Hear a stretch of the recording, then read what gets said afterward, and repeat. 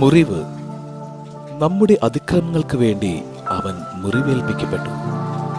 അവന്റെ ക്ഷതങ്ങളാൽ നാം സൗഖ്യം പ്രാപിച്ചു. അനന്തരം അവൻ ശിഷ്യന്മാരുടെ അടുത്തേക്ക് വന്നു. അപ്പോൾ അവർ ഉറങ്ങുന്നത് കണ്ടു. അവൻ പത്രോസിനോട് ചോദിച്ചു, എന്നോടുകൂടെ 1 മണിക്കൂർ ഉണർന്നിരിക്കാൻ നിങ്ങൾക്ക് കഴിഞ്ഞില്ലേ?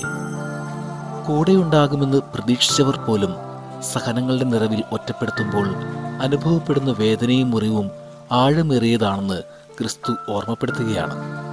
ദൈവമേ, മറ്റുള്ളവർക്ക് കൂടെയുണ്ടാകുമെന്ന് പ്രതീക്ഷിച്ചു കൊടുത്തിട്ട് സഹനങ്ങളുടെ ഗത്സമനിയിൽ അവരെ ഒറ്റപ്പെടുത്തി നിരാശയുടെ താഴ്വരകളിലേക്ക് തള്ളിവിട്ട് അങ്ങേ മുറിപ്പെടുത്തിയതിന് മാപ്പ്. ഇനി ആരെയും ഒറ്റപ്പെടുത്താതെ അവരിലെ സഹനങ്ങളെ മറികടക്കുവോളം കൂടെ നിൽക്കുവാനും ജീവിതത്തിൽ പ്രതീക്ഷയുടെ നിറവ് നൽകുവാനും